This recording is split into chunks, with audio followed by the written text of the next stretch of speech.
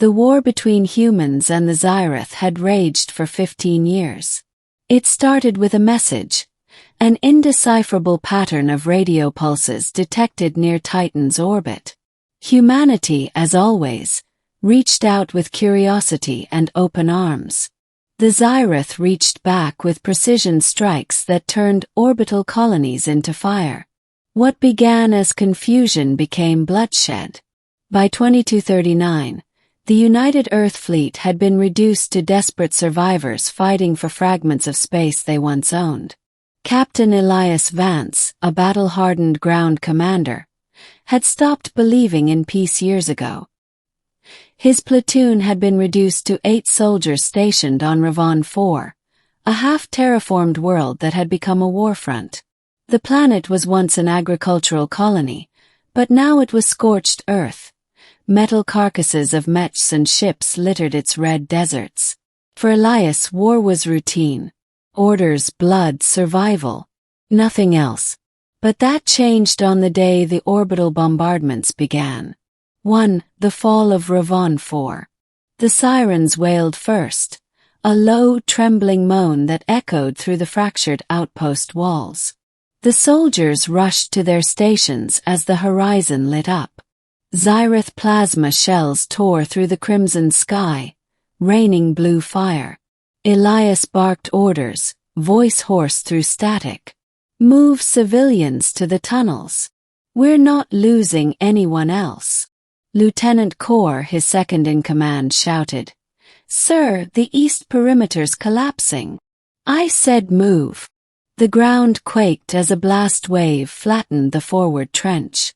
Elias sprinted through the smoke, grabbing a fallen comrade, dragging him behind cover. His visor display flickered with damage alerts.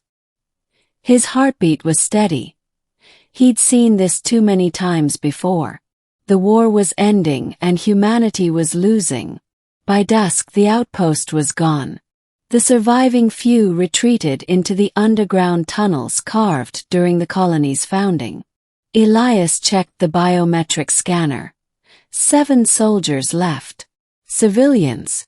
None confirmed alive. He sat against the cold wall, exhaustion sinking in like lead. The dim emergency light painted everything red. That's when he heard it. A sound that didn't belong. A soft whimper. Fragile. Human. To the child in the ruins. Elias followed the sound through a collapsed maintenance corridor. The deeper he went, the less the air smelled of smoke and the more it smelled of earth and coolant. He found a hatch barely holding shut. Behind it, faint scratching. He pried it open and froze. There, curled up among broken pipes and debris, was a child. A little girl, no older than 6, trembling beneath a metallic emergency blanket far too large for her. Her skin glowed faintly, pale silver with a luminescent hue. Her eyes were large and dark, not quite human. An alien child. She looked up, terrified, and whispered something in a language Elias didn't understand. He raised his weapon by reflex, then stopped. The girl flinched and hid her face. Hey, easy, Elias said softly. I'm not gonna hurt you. He knelt, lowering his rifle. The girl peeked at him through trembling fingers. Her pupils shimmered faintly, reflecting the emergency light. Her breathing was shallow, panicked. Elias' translator implant kicked in, struggling to parse her words. It caught fragments. Please don't hurt father. Elias blinked. What did you say? The translator buzzed static. No clear match. The girl just stared at him, eyes full of tears. Her body was thin, fragile, covered in dust and ash. He could see faint scars, recent ones. Something in Elias broke open then, a piece of humanity he'd buried years ago under armor and orders. He slung his rifle behind him and reached out. It's okay. You're safe now. After a moment of hesitation, she took his hand.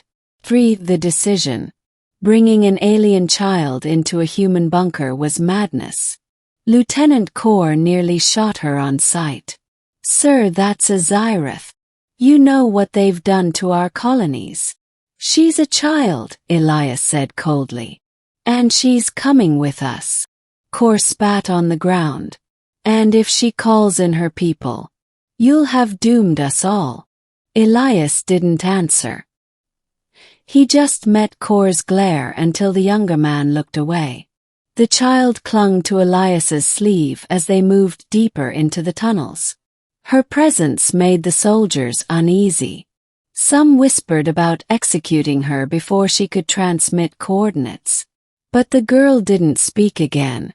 She simply watched, wide-eyed, her gaze darting from face to face as though trying to understand what kind of creatures humans were. That night, when the others slept, Elias shared his ration pack with her. She ate cautiously, like someone who'd known hunger too long. When he asked her name, she tilted her head, then touched her chest. "Lyra," she whispered. He smiled faintly. "Lyra. That's a pretty name." Her hand brushed his, small, trembling but warm. For the first time in years, Elias felt something that wasn't rage or despair. Oh, for echoes of the past. Days passed. The bombardments lessened. The soldiers hid deeper underground, surviving on ration bars and recycled water. Communications with orbit were gone. No rescue, no command, nothing. Elias spent his hours scavenging power cells and food from the ruins above. Lyra stayed close whenever he left. She seemed to sense danger before it came. More than once, her frightened cries had warned the squad of incoming patrols before scanners picked them up. Kael started calling her the Ghost Girl. Elias didn't care what he called her. She was alive, and that was enough. One night, when they huddled around a dim power lamp, Lyra reached out and touched the insignia on Elias's chest plate, the faded eagle of Earth Fleet Command. Her eyes shimmered. She whispered something softly, almost like a prayer. The translator flickered to life and caught a single word. "Father." Elias froze. "What did you say?"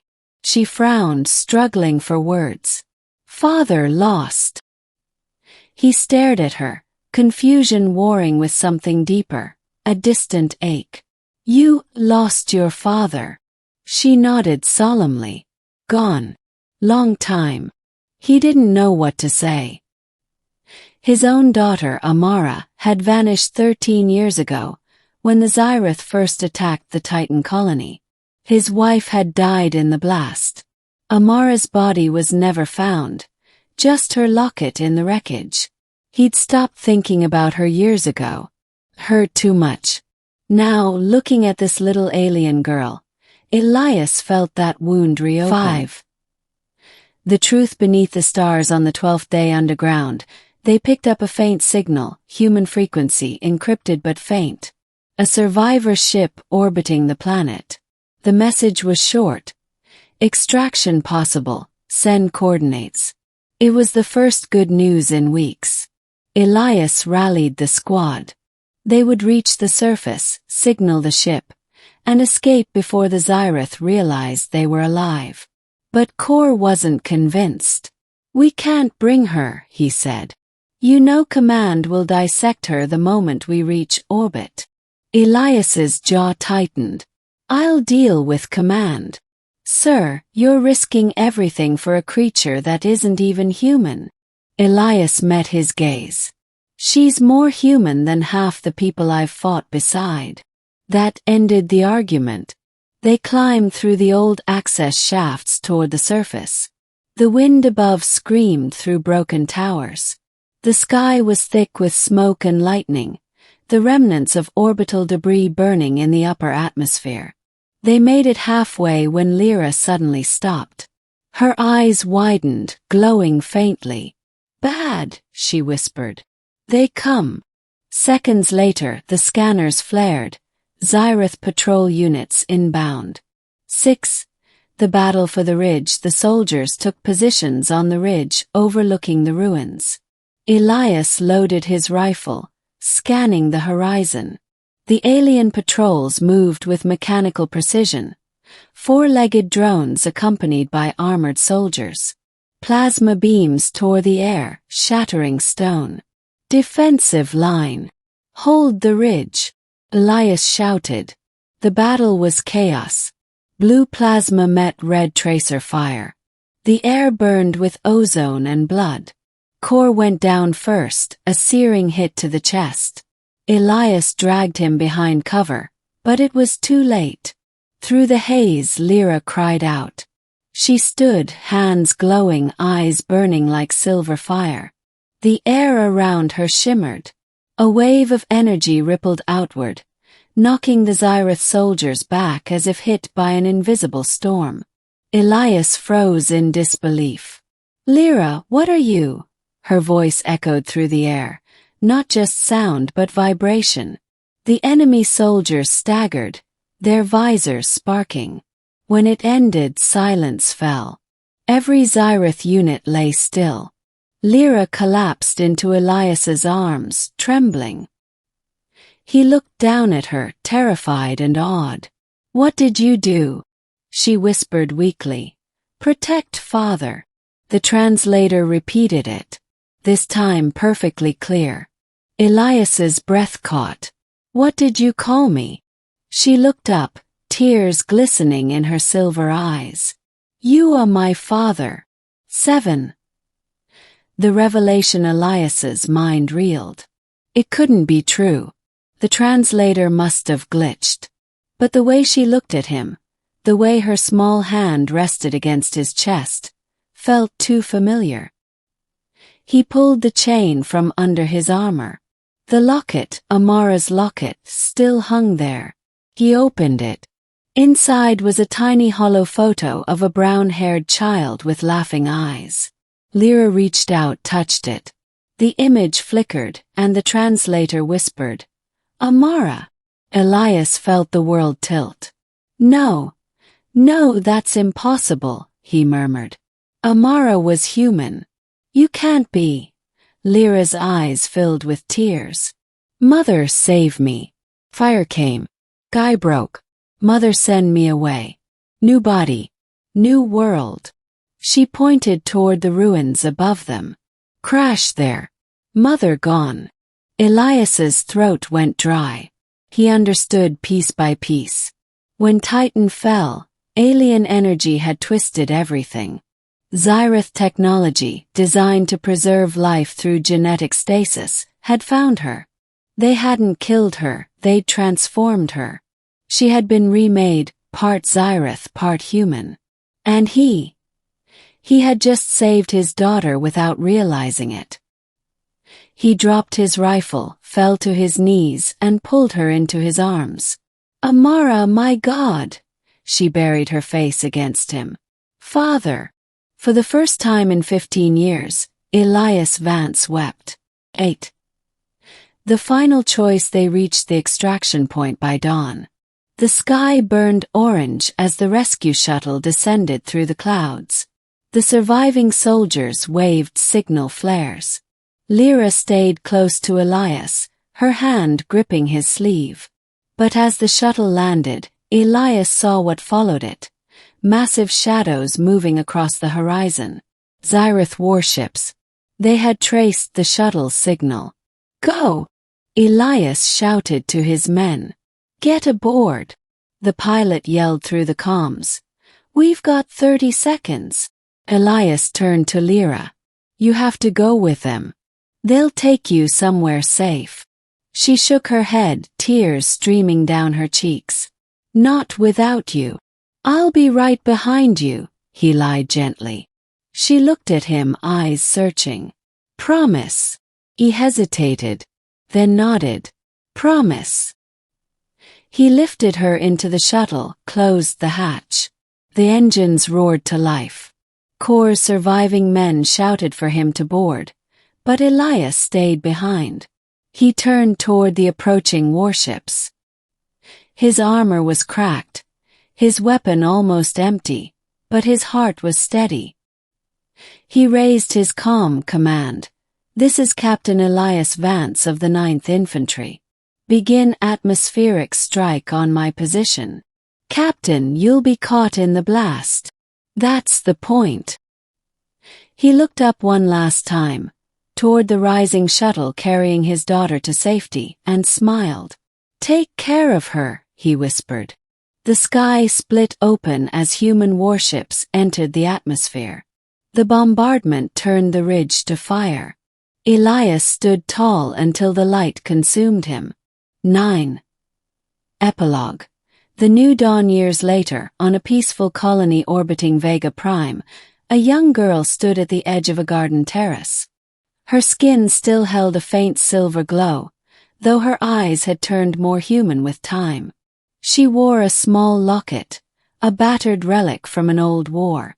Inside was a hologram of a soldier with tired eyes and a kind smile.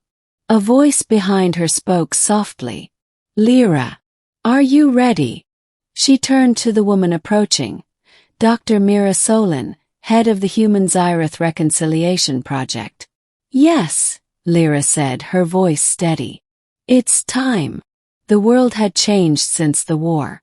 Humans and Xylos, both weary of loss, had begun to build something new together. Lyra had become the symbol of that peace, the bridge between species.